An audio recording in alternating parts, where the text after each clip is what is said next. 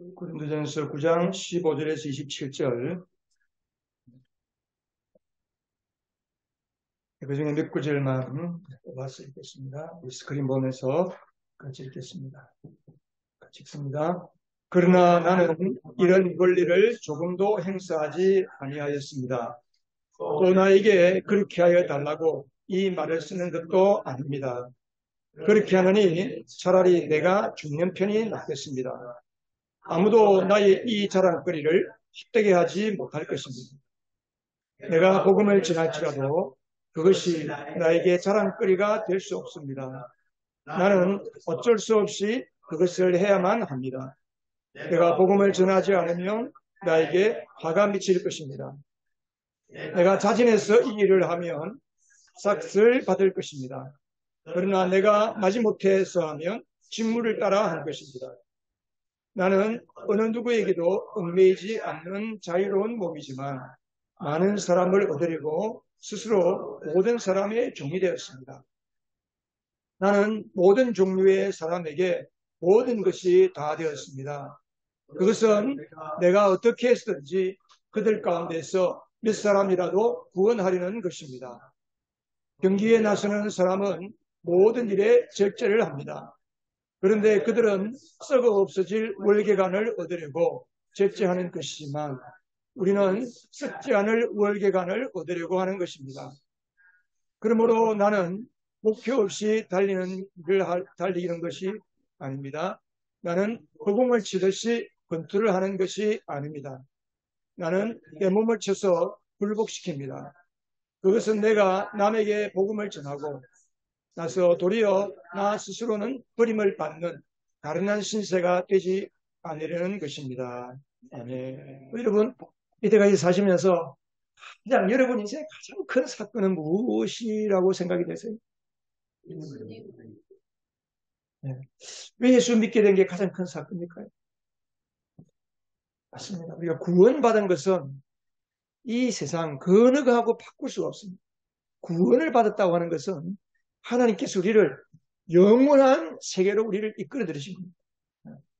예수를 믿고 나면 과거도 새로워지고 미래도 새로워지고 현재도 새로워지고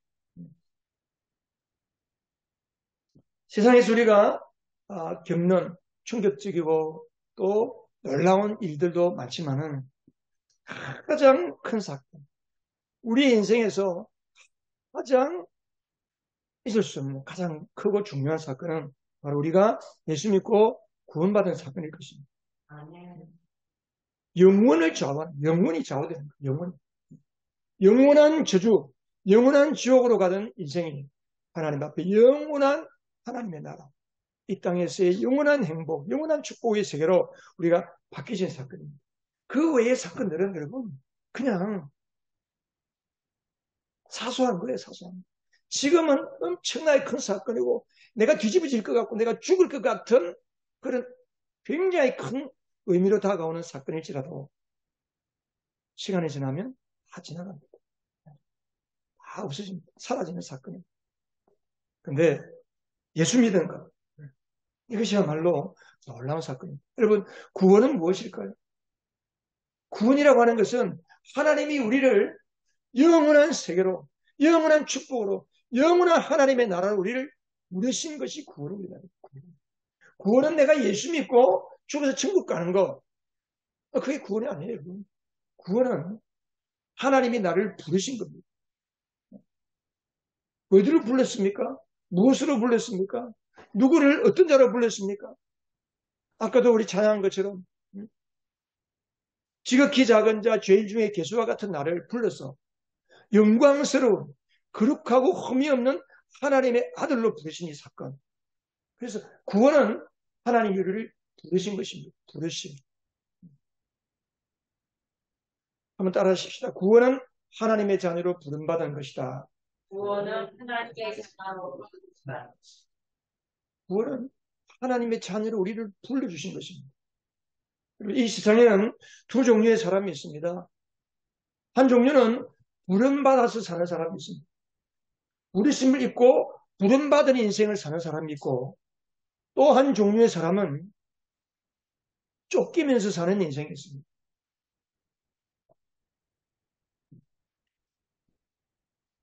사람들은 대부분 다 어떤 삶을 살까요? 쫓기면서 살아요. 무언가에 쫓깁니다. 무언가를 쫓아가고 무언가에 쫓기가고. 누가 행복하냐? 무언가를 추구하고 무언가를 쫓아가고 그것이 행복인 줄 알고 쫓아갔는데 행복의 파랑새는 또 산 넘어가요. 행복인 줄 붙잡았는데 비행복이 아니에요. 행복이 바뀌어서 나의 인생의 저주거리가 돼요. 불행거리가 되는 거예요. 쫓겨가는 삶을 살면 행복이 없습니다. 순간의 행복뿐입니다. 그러나 부름을 받고 사는 사람, 나의 부르심, 부름받은 인생을 사는 사람은 비록 그 삶이 고달프고 힘들어도 그 안에 참 행복이 있고 참 기쁨이 있습니다. 오늘 우리가 읽었던 고린도전서 9장에 있는 본문은 바울이 우리 고린도전서 4장 1절에 보면 우리는 하나님의 부름받은 자다. 하나님의 동력자다. 하나님께서 우리를 부르신 하나님의 청직이다. 바울은 하나님의 부름받은, 무엇으로 부름받았습니까? 복음으로 부름받고 복음을 위해서 부름받고 복음을 살도록 부름받고 그래서 하나님의 비밀을 맡은 자. 하나님의 비밀이 무엇입니까? 세상 사람들을 알지 못하는 거예요. 세상 사람들을 알지 못하기 때문에 그것이 세상 사람들에게 비밀이 된 겁니다. 근데 그 비밀을 하나님께서 보여주신 거예요. 하나님의 구원의 설계도, 구원의 계획을 보여주시고 바울에게만 보여주셨습니까? 우리에게도 보여주셨습니다. 그것을 우리가 받고 이제는 우리가 나의 헛된 영광, 내 배를 위하여 살던 나의 인생을 던져버리고 부름받은 그 일을 위해서, 구원을 위해서, 복음을 위해서 부름받은 인생을 사는 것. 이것이 구원받은 자.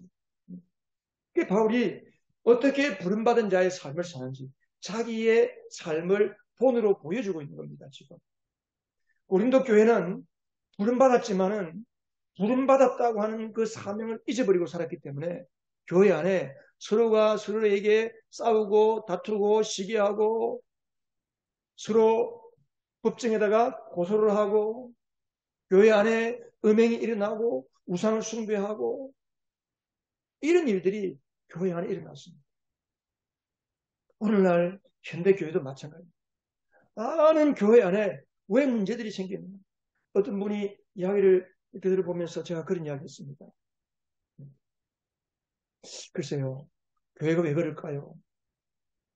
오늘날 교회 안에서 이루어지는 일의 8, 90%는 믿음이 없어도 되는 일들을 하고 있다. 하나님이 관여하지 않아도 하나님의 힘을 빌리지 않아도 얼마든지 할 수 있는 그런 일들을 오늘날 교회가 힘쓰고 애쓰고 그 어마어마한 재정을 투입해가면서 그 일들을 하고 있는 거예요. 부름받은 것이 무엇인지 모르면 우리 인생도 똑같습니다. 우리의 인생에 어마어마한 희생, 헌신, 그것을 허비하면서 헛것을 위해 살아갈 수가 있습니다. 부름받은 사람은 어떻게 사는가?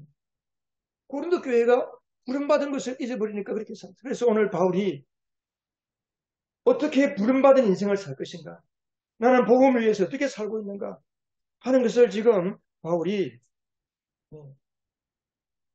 9장에서부터 쭉 이야기하는 거예요. 9장 1절에서부터 우리가 한 3주 전에 그런 이야기 했잖아요.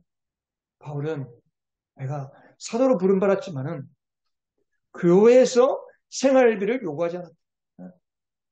마땅히 교회는 목회자의 생활비를 책임져야 함에도 불구하고 바울은 내가 생활비 달라고 이런 말 하지 않는다.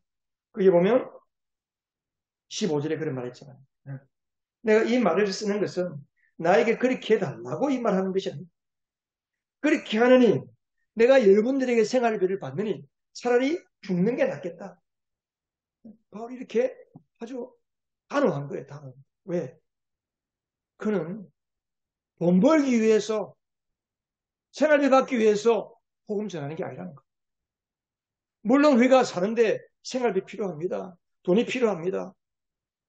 여러분들이 살아가는데 정말 필요한 것은 돈이지 않습니까? 그래서 많은 사람들이 돈을 위해서 직장을 구하고 일을 하고 심지어 아르바이트를 하고 합니다.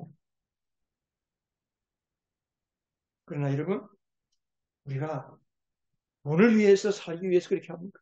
아닙니다. 바울이 내가 돈을 위해서 그렇게 한다면 내가 죽는 게 낫다는 거예요. 사랑하는 성도 여러분, 여러분도 바울과 같은 믿음을 가질 수 있기를 축복합니다. 내가 돈을 추구하고 돈을 위해서 내가 뭔가 좀 더 나은 인생을 살기를 바란다면 나는 차라리 죽는 게 낫겠다. 우리는 그렇게 사는 자가 아닙니다. 우리는 복음을 위해서 부름받았습니다. 부름받았습니다. 그래서 바울이 부름받은 사람은 어떻게 사는가? 오늘 이 말씀에서 한 세 가지 바울의 부름받은 사람의 모습을 여러분과 함께 상고해 보려고. 첫 번째, 부름받은 사람은 무엇을 포기합니까? 자기 권리를 포기하는 거예요, 권리. 바울은 자신의 삶을 움직이는 것이 무엇인지 알았습니다.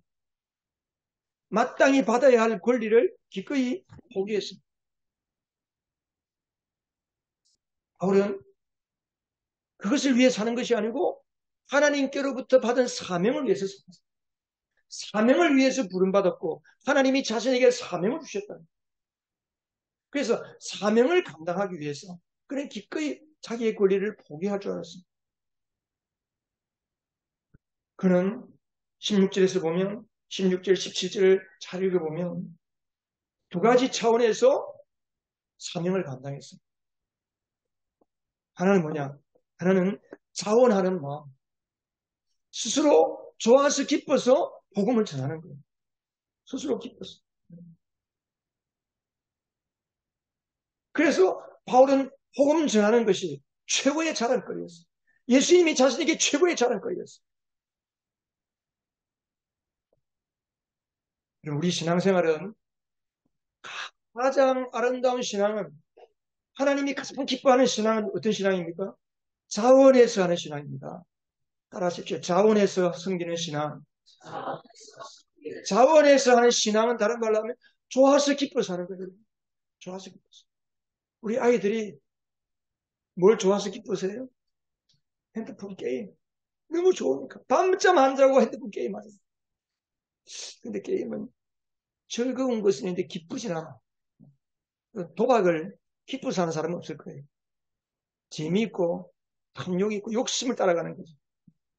근데 신앙은 좋기도 하고 기쁘기도 하고 섬기면 섬길수록 내 안에 기쁨이 나는 거예요. 그리고 왜 좋아서 기뻐서 할까요? 하나님이 나를 구원하신 그 사랑, 나를 위하여 자기 몸을 버리신 하나님의 아들을 믿고 내가 그 예수의 보혈로 하나님 앞에 거룩하고 존귀한 자가 되었다는 사실, 꿈도 꿀 수 없는 그 하나님의 아들이 되었다는 그 사실 때문에 좋아서 기뻐서 어려운 길을 가고 권리를 포기하는 거예요. 이게 바울이었어요.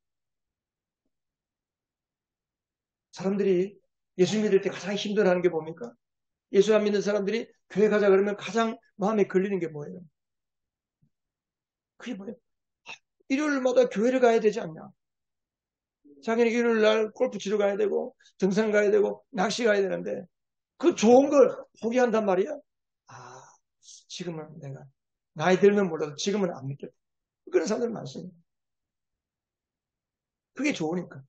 근데 우리는 그게 뭡니까? 예수님이 좋아서 기뻤어. 안 해? 네. 두 번째는 사명을 따라갑니다. 사명을. 여기에서 바울이 17절에 보면 내가 자진해서 이 일을 하면 싹을 받을 것입니다. 그러나 내가 마지못해서 하면 직무를 따라한 것입니다. 자원해서 좋아서 기뻐서 하지만 내가 그렇지 않으면 직무를 따라. 직무라고 말하는 것은 헬라 원어로 보면 오이코노미아라는 말인데 이것은 사명, 하나님의 구원의 설계도, 구원의 계획 그런 말로 사용이 됩니다. 그래서 바울이 내가 이 사명을 받았기 때문에 16절에 이 복음을 전하지 않으면 어떻게 된다고 그랬어요? 16절 끝부분에 내가 복음을 전하지 않으면 나에게 화가 미칠 것입니다. 화가 미칠 거다. 좋아서 기뻐서 하지만 우리가 예수를 믿는 게 늘 좋아서 기뻐서가 안 되잖아요. 때로는 지치기도 하잖아요. 때로는 힘들기도 하잖아요. 그럼 그때는 어떻게 합니까? 사명을 합니다. 사명.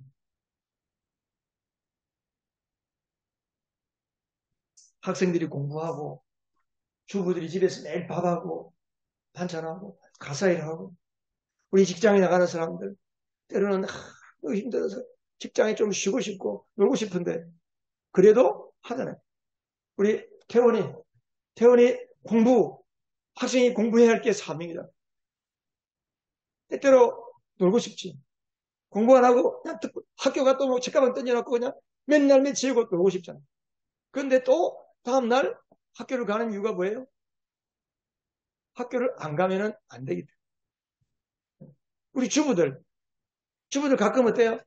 아이고, 내가 평생 밥을 해야 돼. 가끔 그런 생각 들잖아요. 그런데 또 그런 생각도 잠시 돌아서면 또 가족을 위해서 희생하면서 밥을 하고 가사일을 하죠. 직장인도 마찬가지. 우리 학생들 공부도 주부가 가사일도 우리 직장들 사업하시는 분들 좋아서 즐거워서 하기를 바랍니다. 우리가 공부하는 거, 가정일 하는 거, 사업하는 거, 직장일 돈 벌기 위해서 하는 게 아닙니다, 여러분. 할렐루야. 돈 벌기 위해서 한다면 피곤해지는 거예요, 그게 벌써. 우리가 예수를 믿으면 내가 하는 모든 일들은 하나님 나라의 사명을 위해서 나에게 주신 부업이요, 부업. 그러니까 하나님의 사명을 전하기, 감당하기 위해서 하나님이 우리에게 그런 것을 통해서 사명 감당할 자원을 마련해 주시는 거예요. 물질을 마련해 주시는 거예요. 우리가 복음 전하는 삶을 살려면 하나님이 내가 복음 전하는 일에 올인하면 때로는 물질이 필요하면 400일 더 열어주시는 거예요. 하나님이 필요하면 다 열어주시는 겁니다. 할렐루야. 우리 학생들 공부 마찬가지예요. 내가 친구들을 전도하고 싶다. 하나님, 내가 아무개를 전도하고 싶습니다. 공부를 좀 잘해가지고 저 친구 공부를 못하는 내가 좀 도와주고 싶습니다. 그래 보세요. 직장도 마찬가지예요. 직장에서. 하나님이 다 주십니다. 그래서 바울은 기꺼이 권리를 포기하는 삶을 살았어요. 디모데전서 1장 12절에 보면 나는 나에게 능력을 주신 우리 주 그리스도 예수께 감사를 드립니다. 주님께서 나를 신실하게 여기셔서 나를 충성되게 여기셔서 나에게 이 직분을 맡겨주셨습니다. 바울은 하나님이 자신을 충성스러운 종으로 여기주셔가지고 이 사명을 주셨기에 그는 자원함으로 기쁨으로 감당할 뿐 아니라 마땅히 감당해야 할 수밖에 없는 사명으로 감당했기 때문에 그는 기꺼이 자기가 구할 수 있는 권리를 포기하면서 살았습니다. 아까도 말했듯이 사람들은 쫓겨가는 삶을 살아요. 쫓겨간다는 삶이 뭐냐? 쫓기는 삶이라는 것이 뭐냐면 다른 사람과 견주면서 살아가는 거예요. 격차를 버리면서 살아가는 거예요. 다른 사람을 견주어 보면서 다른 사람하고 격차가 벌어졌다면 격차를 메꾸기 위해서 막 노력하고 다른 사람과 비교해서 격차가 없으면 격차를 더 버리기 위해서도 노력하고 결국은 뭐예요? 다른 사람에게 나의 인생이 조정당하는 삶을 살고 예수 안 믿는 삶입니다. 근데 사람들은 그걸 모르죠. 그게 자기 자신이라고 생각해요. 그것을 행복이라고 생각합니다. 쫓아가는 무언가에 쫓기고 무언가 부족하기 때문에 그 부족한 것을 메꾸려고 뭔가 메꾸어졌으면 다른 사람보다 더 많은 것을 차지해서 다른 사람하고 격차를 더 버리려고 그렇게 살다 보면 지나간 인생은 후회스럽고 다가올 미래는 항상 두렵고 그래서 두려운 미래를 생각하면서 현재를 불안하게 사는 게 이게 인생들의 실존입니다. 여러분 우리 그리스도의 행복은 어디에서 옵니까? 우리 그리스도의 행복은 내 안에 계신 그리스도가 생산될 때의 기쁨이 있는 겁니다. 내 안에 그리스도가 나를 통해서 드러날 때에 내 안에 그리스도가 사랑으로 드러나기도 하고 때로는 내 안에 그리스도가 내 곁에 있는 사람들을 위로를 통해 나타나기도 하고 여러 가지 모습으로 그리스도가 생산되는 삶 나를 생산하는 게 아니고 여러분 안에 계신 그리스도를 날마다 생산하고 또 생산하는 우리가 되기를 바랍니다.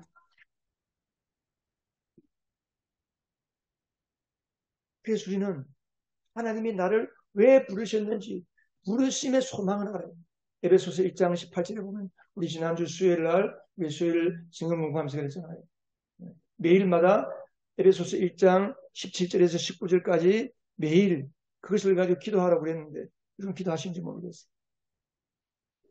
성령, 진리의 영 성령께서 하나님께서 우리 마음 눈을 밝게 해서 하나님의 부르심의 소망이 무엇인지를 알기를 기도한다 그랬어요.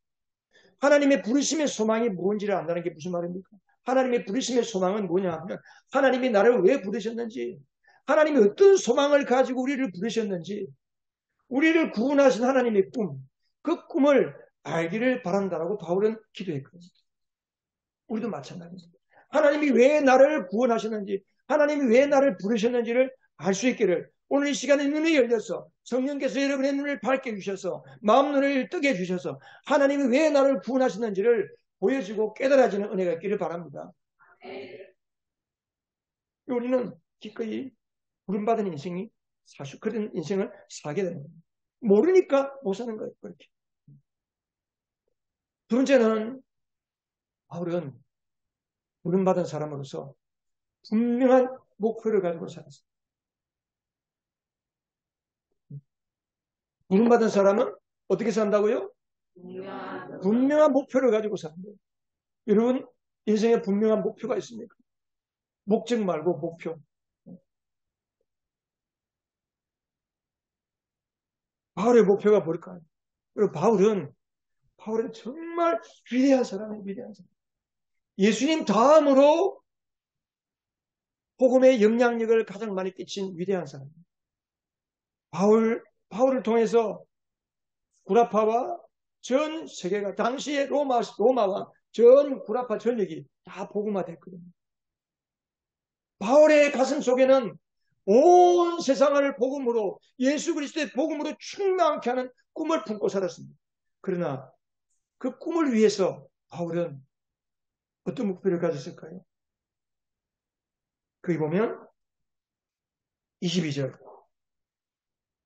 보면 22절 마지막 뒷부분에 보면 그것은 내가 어떻게 해서든지 그들 가운데서 몇 사람이라도 구원하려는 것입니다. 바울의 꿈은 완대한 전 세계를 복음하는 꿈이 있었지만 그 꿈을 이루기 위해서 바울은 몇 사람이라도 구원하고자 하는 그 목표, 한 영혼이라도 구원하는 그 목표를 가지고 살았다는 겁니다. 여러분, 꿈은 크게 가지지만 목표는 구체적이어야 돼요. 지극히 작은 사소한 것에 그것을 이룰 때에 우리의 큰 꿈은 이루어지는 거예요. 여러분은 어떤 목표를 가지고 사십니까? 그래서 바울은 거기 보니까 그런 몇 사람이라도 구원받고자 하는 그 분명한 목표를 위해서 19절에서 23절까지 보면 어떤 삶을 살았어요? 19절에 보면 19절 같이 한번 읽어보겠습니다. 나는 어느 누구에게도 얽매이지 않은 자유로운 몸이지만 많은 사람을 얻으려고 스스로 모든 사람의 종이 되었습니다. 많은 사람을 얻으려고 스스로 모든 사람의 종이 되었다. 그 종이 된 모습이 무엇입니까? 20절에는 유대인들에게는 유대 사람처럼 자기가 율법이 없이 율법에서 자유케 된 사람이지만 마치 율법 아래 있는 사람처럼 율법으로 사는 유대인들을 그렇게 대하면서 복음을 전했다는 거예요. 21절에 율법이 없는 사람들, 이방인들, 하나님을 알지 못하는 율법을 모르는 사람들에게는 자기가 그리스도의 율법 아래 있는 사람이지만 전혀 율법이 없는 사람처럼 그렇게 이방인들을 대했다. 22절 같이 읽겠습니다. 시작. 믿음이 약한 사람들에게는 약한 사람들을 얻으려고 약한 사람이 되었습니다. 나는 모든 종류의 사람에게 모든 것이 다 되었습니다. 아멘. 한마디로 말하면 뭡니까? 눈높이를 맞추래. 눈높이. 내가 전도하려고 하는 그 사람의 눈높이를 맞추어서 그들에게 맞추어서 내가 그 사람들을 대했다는 겁니다. 여러분들은 누구를 전도하기 원하십니까? 누구를 주님께로 인도하기를 원하십니까? 그들의 눈높이를 맞춰주시기 바랍니다. 그들이 어떠한 삶의 모습이 있든지 어떠한 형편이 있는지 그 형편의 모습대로 우리가 낮아지는 겁니다.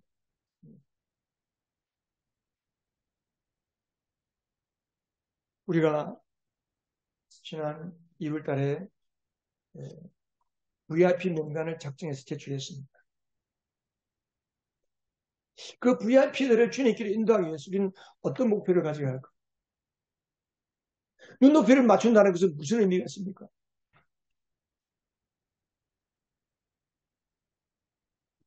아마 우리 그 엄마들, 아기를 키우는 엄마들은 잘 알 거예요. 엄마를 키우려면 엄마가 아기가 돼야 돼요. 아기처럼 아이와 함께 놀아줄 수 있어요. 눈높이를 맞춘다는 것은 나를 희생하는 겁니다. 앞에서도 말한 것처럼 나의 권리를 포기하는 것입니다. 여러분, 하나님의 눈은 누구에게로 향할까요? 하나님의 손길을 누구에게 먼저 뻗어줄까요? 우리가 복음을 위해서 아주 작은 자, 아주 낮은 자에게 눈높이를 맞추는 그 사람. 우리의 꿈이, 우리의 소원이, 우리의 간절한 기대가 하나님의 꿈을 품고 사는 그 사람을 향해서 하나님은 얼굴을 돌리시고 우리에게 하나님의 손길을 뻗어주시지 않을까요? 여러분들이 한 영혼을 구원하기 위해서 분명한 목표를 가지고 있는지 그것을 알려면 뭘 보면 알 수 있을까요? 여러분이 정말 영혼 구원의 꿈을 가지고 내가 내 주변에 있는 내 사랑하는 가족들, 아직도 주님을 알지 못하는 그 사랑하는 가족을 구원하기 위해서 내가 정말 꿈을 가지고 목표를 가지고 있는 것을 무엇을 보면 알 수 있을까요? 그냥 마음으로 생각만 하고 있는지 VIP 이름 하나 적어낸 걸로 끝났는지 아니면 늘 그것을 마음에 품고 늘 눈높이를 맞추면서 사는지 그것을 알 수 있는 게 있습니다. 그게 뭐냐? 그게 바로 VIP를 위한 관심사와 기도입니다. 여러분들의 기도의 내용이 뭡니까? 늘 항상 여러분 자신을 위해서 기도하십니까? 나의 자식이 잘 되고 내가 건강하고 내가 잘 되고 내가 편하게 살고 내 원하는 것을 이루는 것이 여러분의 주된 기도의 내용입니까? 그렇다면 우리는 VIP를 위한 관심이 없는 거예요. 기도는 자기의 관심사를 가지고 기도합니다. 여러분 오늘 집에 가시면 종이를 하나 꺼내놓고 동그라미 하나 그리고 오세요. 종이. 큰 동그라미 그리고 동그라미는 여러분의 마음이에요. 여러분 마음속에 내가 신경 쓰고 있는 거 한번 그려보세요. 자녀 문제, 공부하는 거, 건강, 정치, 스포츠, 아무개, 누구, 우리에게 잘 안 나오는 누구 성도 한번 그, 그 마음의 동그라미에 그 관심과 그 마음 쓰임에 따라 크기를 따라서 한번 표시해 보세요. 그 이름은 기도예요. 기도. 우리의 기도예요. 어떤 분은 그래요. 아이고, 목사님 기도하면요. 저는 5분을 기도를 못하겠는데. 근데 기도를 짧게 하는 사람 특징 뭔지 아세요? 마음에 걱정이 너무 많은 거예요. 근심이 너무 많은 거예요. 그러면 그런 사람은 기도를 더 많이 할 수 있는 거예요. 왜? 내 마음에 차지하고 있는 많은 걱정과 염려와 세상 걱정거리들을 가지고 하나님께 기도하면 기도할 게 더 많은데 그걸 모르니까. 그래서 우리의 기도의 주된 내용이 VIP의 관심, VIP가 지금 무엇에 신경을 쓰고 있는지, 어떤 문제에 봉착해 있는지를 우리가 생각하고 늘 그 관심을 가지고 내가 나의 관심사가 주된 관심사가 전도 대상자 VIP에 있는지 여러분 자신에게 있는지 한번 돌아보시기 바랍니다. 하나님은 우리가 전도해야 할 영혼들에게 관심을 가지고 그들을 위해서 기도할 때 우리가 기도하지 않은 것까지도 하나님은 다 채워주시는 거예요.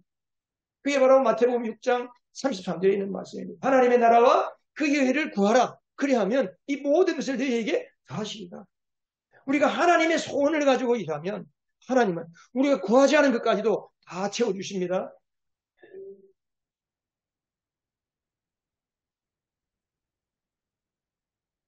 엊그제 장산교회 목사님을 만났는데 그 장산교회는 우리 교회보다 가진교회를 몇 년 뒤에 시작한 교회입니다. 한 10년 됐어요. 우리 교회는 가정교회가 있는지 없는지도 모르고 그 교회는 가정교회를 착실하게 잘하고 있습니다. 근데 지난 주간에 그 가정교회 평신도 세미나를 그 교회에서 했어요. 그러니까 이제 목장이 10개가 되고 또 1년에 주일 평균 출석의 5% 이상을 계속 세례를 주는 교회들. 이제 다른 교회 성도들을 데리다가 자기 그 성도들 집에서 홈스테이를 하면서 집에서 묵고 재워주면서 그리고 이제 2박 3일 동안 가정교회가 무엇인지에 대해서 설명을 해주고 세미나를 하는 그런 게 이제 평신도 가정교회 세미나인데, 이 목사님이 10년 전에 이제 가정교회에 관심을 가지고 미국에 있는 휴스턴 서울교회, 그 가정교회 원조라고 하셨잖아요. 그 최영기 목사님 목회하는 교회를 탐방을 했습니다. 가서 나오면서 했던 말이 있는 거예요. 그게 뭐냐? 자기가 그때 탐방 가서 그 마지막 그 탐방을 마치고 돌아올 때 했던 그 고백을 평신도 세미나를 이번 지난주에 마치었던 많은 사람들이 자기가 했던 말을 똑같이 하더라는 거예요. 그게 뭐냐? 그들의 첫 마디가 어떻게 이 교회 성도들은 이렇게 행복한지를 모르겠다. 근데 그 이유를 내가 세미나를 하고 나니까 알았다. 성도들이 그렇게 행복한 이유를 내가 알았다. 두 번째는 목자 목녀들이 힘들어하면서도 그 사역을 놓지 않고 힘들어하면서도 그들의 희생과 섬김으로 그렇게 하는 이유를 알았다. 왜? 그 목자 목녀들의 매일 밥하고 섬겨주고 심지어 어떤 목자는 자기 집에 목장 모임을 해야 되는데 그 전도 대상자 집에 고등학생이 있는데 고등학생이 같이 와가지고 모임을 좀 하면 좋겠는데 자기 아들을 학원을 끊어버리고 그 모임을 하기 위해서 학원을 가지 않게 해서 그렇게 목장 모임을 했다는. 그렇다고 그 아이가 자기 아들이 공부를 못하면 아닌 거죠. 그래서 또 다른 영혼을 구원하는 이런 일들을 하더라. 왜? 그러한 희생과 섬김을 통해서 도무지 예수 믿지 않을 것 같은 사람들이 예수님께 돌아오는 것을 경험하니까 그들이 기도하는 한 영혼들이 주님께 돌아오고 상상을 초월하는 사람들. 그 교회가 저 반여동 제송동 그 언덕에 있잖아요. 그 반여동 제송동 언덕에 있기 때문에 그 동네가 그렇게 사는 사람들의 수준이 그렇게 뭐 썩 부유하거나 그렇지 않습니다. 정말 내가 기도하고 소원하는 그 한 사람이 나의 수고와 희생 때문에 그들이 우리 집에 와서 같이 밥을 먹고 내 간증을 듣고 또 그러면서 또 예배를 나오고 예수를 믿고 세례를 받고 그 사람이 또 다른 사람들을 전도하는 그 모습을 보면 그 모든 고생과 힘든 것이 다 날아가 버립니다. 너무 감사한 거예요. 너무 감격하는 거예요. 여러분, 이게 신앙생활의 큰 행복입니다. 여러분. 예수를 믿고 행복한 게 뭡니까? 기도가 응답돼서 돈을 많이 버는 거. 그럼 그거는 우상신앙. 예수를 안 믿어도 그렇게 살 수 있습니다.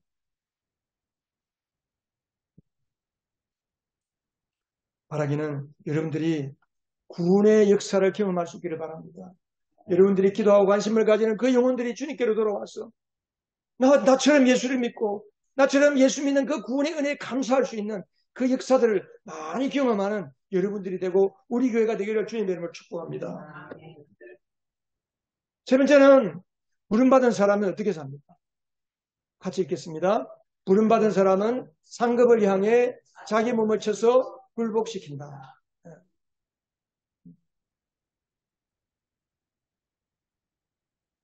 상급을 향해서 내가 받을 상급 때문에 자기 몸을 기꺼이 쳐서 복종시키는 거예요.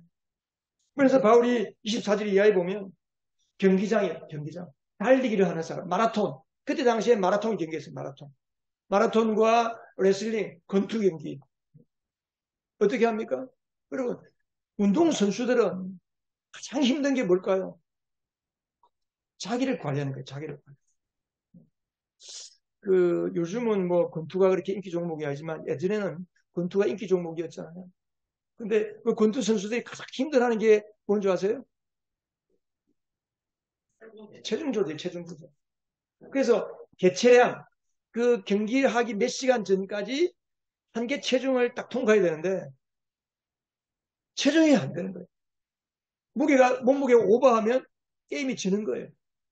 그래서 뭐 약을 먹고 설사를 하고 하여튼 막 체중을 빼고 가장 그게 힘든 거예요. 우리나라 국가대표 선수들 올림픽을 나가든지 세계 이제 무대에 이렇게 경기에 나가기 위해서는 태릉 선수촌에 들어가서 2달씩, 석 달씩 합숙을 하거든요. 그게 힘든 거예요. 그래서 가끔 보면 태릉 선수촌을 이탈하는 선수가 나오잖아요. 어떤 선수는 국가대표 선수 아직도 팔팔하게 젊은데 이제는 국가대표 은퇴했으면 좋겠다. 그런 이야기를 하거든요. 왜? 너무 힘들다는 거예요. 먹을 거 못 먹고 잠자고 싶은 거 못 자고 간 훈련을 하고 근데 그렇게 하는 이유가 뭡니까? 왜요? 딱 한 가지, 딱 한 가지. 뭘 따기 위해서? 금메달 따기 위해서. 금메달 따기 위해서. 저는 우리 예언교회 가족들이 모두가 다 하나님 앞에서 영적인 금메달을 딸 수 있기를 축복합니다. 우리는 바울처럼 몇 사람이라도, 한 사람이라도 구원하는 것, 그것을 위해서 여러분의 삶을 절제하고 몸을 복종치, 몸을 쳐서 바울은 그것을 위해서 어떻게 했어요? 자기 몸을 쳐서 굴복시킨다. 몸을 쳐서 굴복시킨다는 게 뭘까요? 몸을 쳐서 굴복시킨다는 것은 우리가 무슨 금욕주의자처럼 사는 게 아닙니다. 그게 뭘까요? 우리 몸은 사실은, 우리 몸은 여러분 고깃덩어리. 그죠? 몸은 다 뭘 구할까요? 이 오감. 우리 몸, 이 고깃덩어리 몸은 오감에 의해서 동작합니다. 왜요? 보는 거, 듣는 거, 냄새 맡는 거, 귀의 촉각, 혀, 입맛, 그 다음 뭐 촉각, 미각, 뭐 이런 5가지 감각이 있거든요. 근데 생각해 보세요. 미각. 참 사람들이 요즘, 주로 밥 먹으러 어떤 집에 갑니까? 맛집에 가요, 맛집. 그거 먹으면 별 거 없어. 한 끼 먹으면 끝이에요, 그냥. 그런데 몇 시간을 달려서 맛집에 가서 줄을 서고 30분, 40분, 1시간을 기다려서 맛집을 가요. 보는 거. 핸드폰 꺼내가지고 우리 윤건이, 태원이, 우리 우리 청년들 웹툰 보고 유튜브 보고 눈에 보는 즐거움이 있거든. 먹는 즐거움, 보는 즐거움.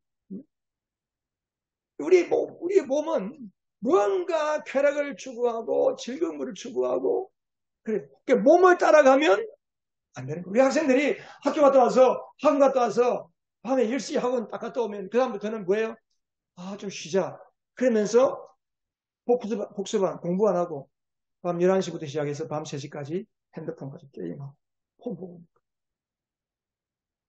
그러면 인생이 허비하는 거예요. 시간이 날아가는 거예요.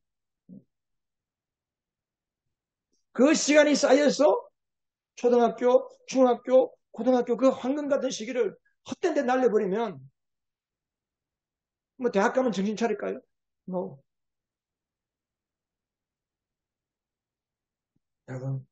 여러분 삶에 자기 몸을 쳐서 굴복시킬 것이 뭐가 있습니까? 오늘 하나님께서 여러분들에게 생각을 주실 겁니다. 나의 인생은 굴복시켜야 할 때 뭔가.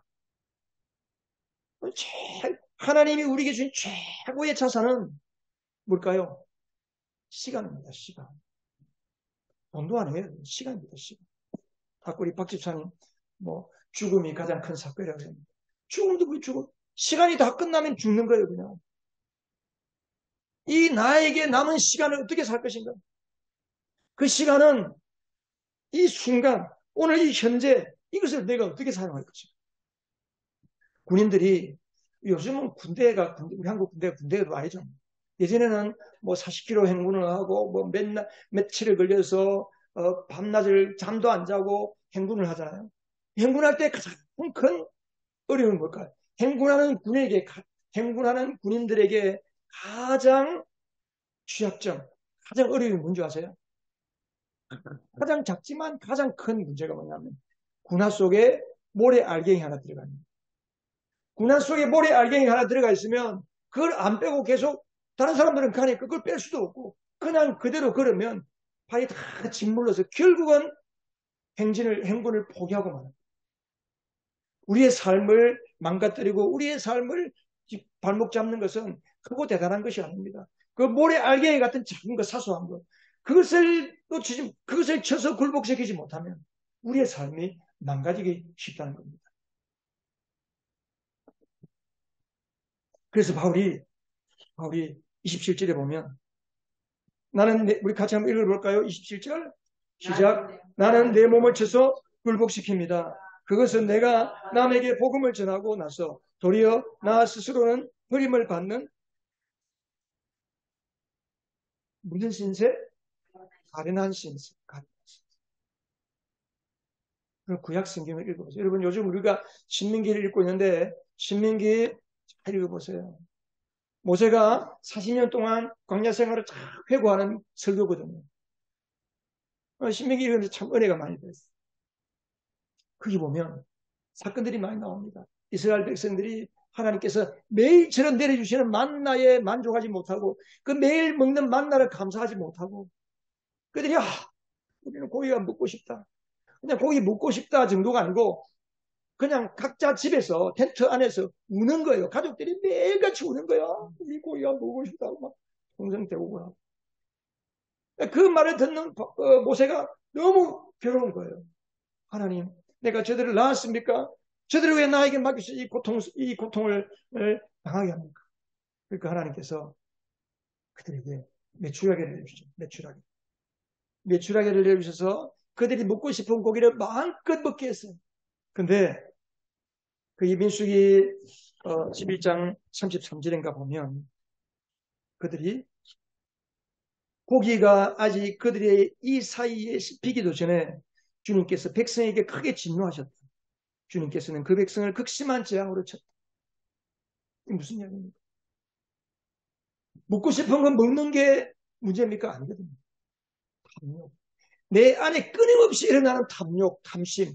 내 몸이 원하는 것을 하지 못해가지고 안달복달하고 그것을 쫓아가는 그 탐심. 하나님은 그것을 싫어하신다는 겁니다. 그래서 그들은 고기를 이빨 사이에 씹히기도 전에 저주를 받고 하나님의 재앙을 받고 가장 큰 게 뭡니까? 가난 정탐꾼을 보냈는데 정탐꾼들이 돌아와서 믿음으로 말하지 못하고 저에게 그곳에는 그냥 포도 한 송이를 장정 두 사람이 울러매고 올 정도로 짊어지고 올 정도로 큰 아름답고 비옥한 땅이지만 우리는 그들 앞에 메뚜기 같습니다. 결국은 그들이 불신앙으로 대하다가 못 들어갔잖아요. 그들이 가련한 신세가 됐잖아요. 여러분 구약 성경은 오늘 우리 시대 우리가 이제 다음 주 10장에 보면 구약을 대하는 우리 신약의 성도들의 눈을 우리가 또 볼 수 있는데 구약이 이스라엘 백성들을 교훈을 삼아요.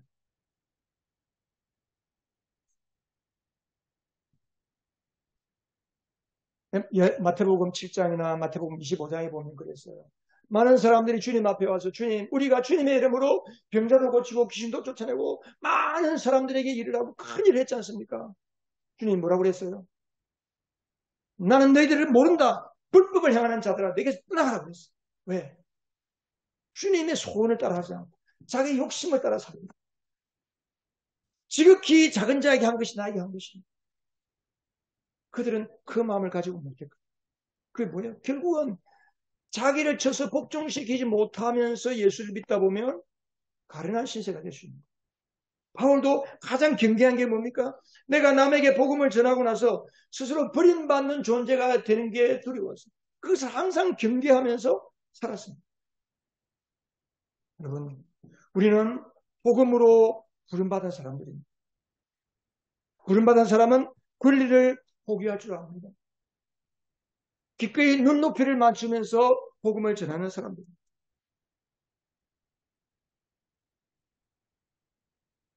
부름받은 자는 자기 몸을 쳐서 굴복시키면서 합니다. 오늘 하나님께서 여러분들에게 무엇을 포기하고 어떤 희생을 말씀하십니까? 내가 기도하는 VIP를 위해 어떻게 작게 눈높이를 맞추고 있는지 여러분 자신에게 쳐서 굴복시켜야 할 게 무엇인지